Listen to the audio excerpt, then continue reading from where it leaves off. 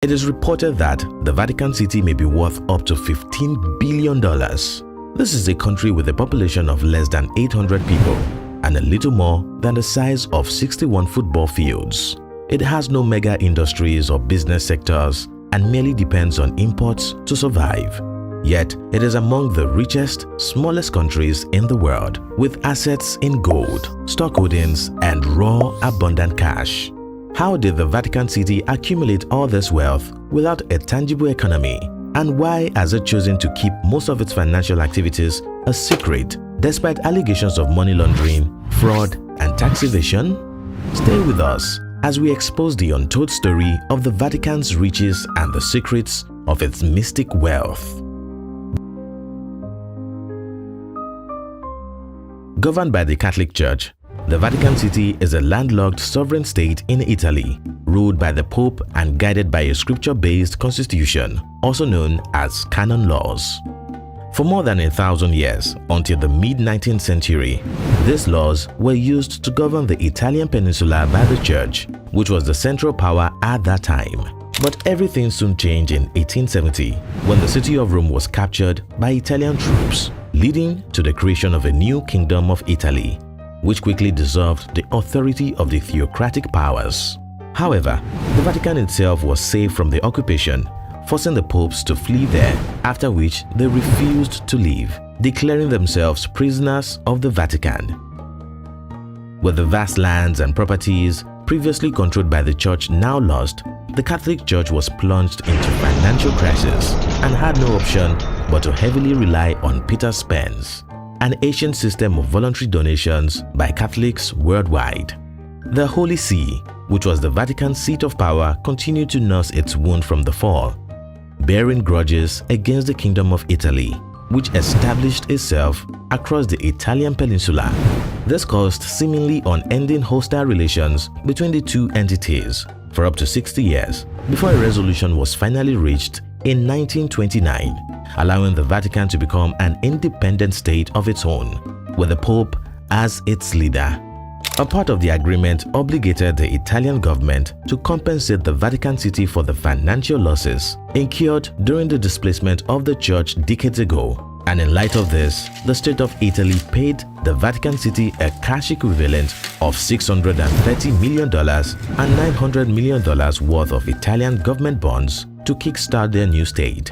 While this may not compare to the amount of wealth the Holy See once commanded, it was a good way to start all over again.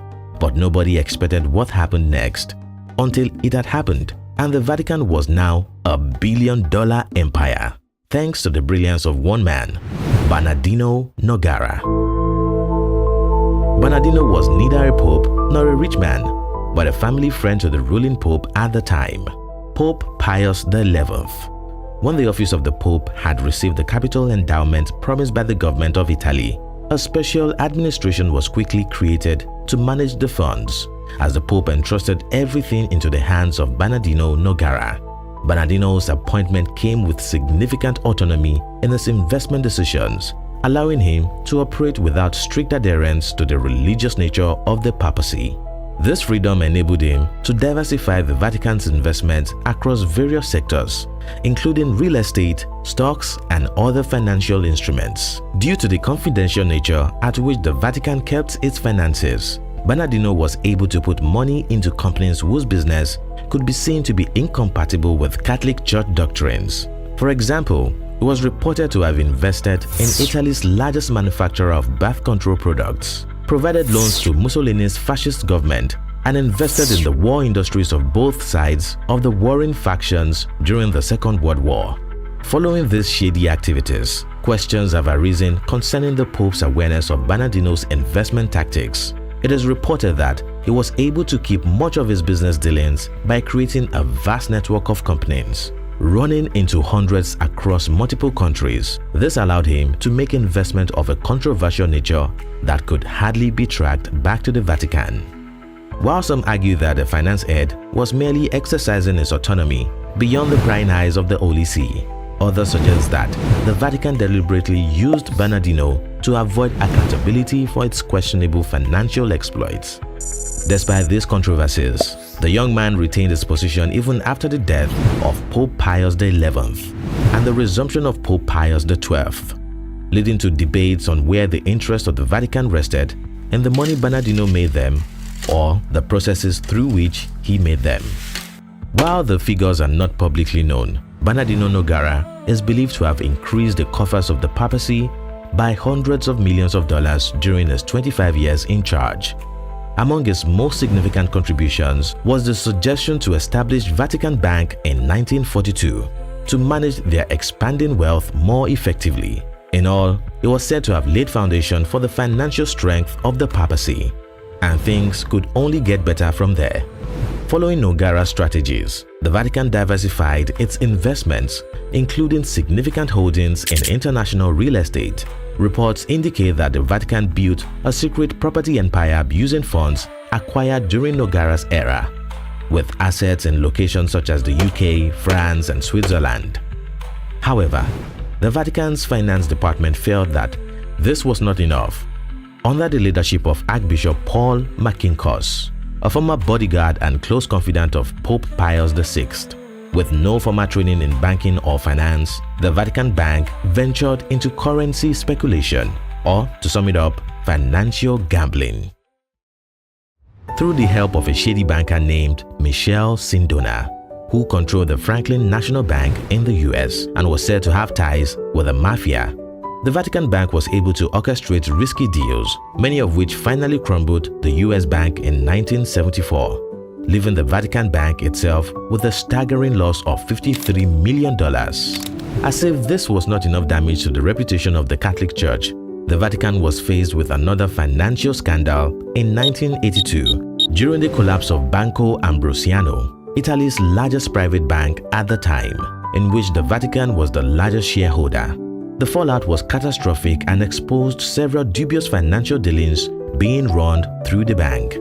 For example, authorities uncovered evidence of the bank being allegedly used to dodge taxes and hide illicit wealth, while further allegations claim that the bank was used as a secretive pipeline for funneling dirty money for organized crime and corrupt politicians. In the midst of this disgrace, the church admitted moral responsibility for the bank's collapse and reluctantly paid $244 million to settle with the bank's creditor. But that was not the end of the story. Roberto Calvi, who led Banco Ambrosiano, was later found hanging from a London bridge that same year. Though his death was initially ruled a suicide, it was later declared a murder, and the new development opened up a spiraling court case that accused the Vatican of having a hand in Calvi's murder with the sole aim of stopping him from having a blackmail power over them. This began to raise questions about the Vatican's financial escapades and why it would go to any length to protect its wealth from deep investigations. It is well known that forced investigations from outside parties have never turned out well, such as in 2013 when the Bank of Italy probed the Vatican Bank and discovered that it was moving billions of euros between global commercial banks every year. The Vatican never complied with the investigation and refused to tell investigators where the money was coming from, drawing suspicions of money laundering. 2 years later, JP Morgan forced the Vatican to close its US account with them after it was found to have moved 1.5 billion euros through that singular account in just 18 months. And in that same year, the European Anti-Money Laundering Council found that the Vatican Bank was non-compliant on 7 of its 16 core standards. Inasmuch as it is well known that the Vatican's economy is being driven by tourism, donations from Peter Spence, and other investments in various sectors, the Catholic Church has refused to publish very much on these sources of income. Neither can it justify the billions that it controls. In recent developments, however, some changes are taking place, revealing a lot more about the Vatican's wealth than we thought we knew. Following the emergence of Pope Benedict XVI and Pope Francis after him, a lot of arrests have been made within the Vatican's financial institution in a trend to sanctify the church's name and wealth. This may go on to prove the case that not everything we call the Vatican's wealth is indeed the Vatican's wealth. Some turn out to be the personal escapades of its workers who are quick to exploit loopholes in the church's banking system. In 2013, for example, a senior accountant to the Vatican was arrested for allegedly plotting to smuggle 20 million euros in untaxed cash to Italy as part of a tax evasion scheme. This triggered an audit that discovered over 100 other suspicious transactions in the Vatican's finances, exposing the rot that was going on in the financial wing. In 2018, the bank charged its former president with the embezzlement of $50 million through fraudulent real estate and money laundering schemes. This was coming as a part of the Vatican's commitment to reducing money laundering and increasing financial transparency in 2018. This commitment led the bank to begin publishing its annual profits and assets, including its investment and deposits from account holders. While this is an improvement from the former doctrine, the Vatican still falls short of its promise as external reviews continue to discover unreported transactions and wealth.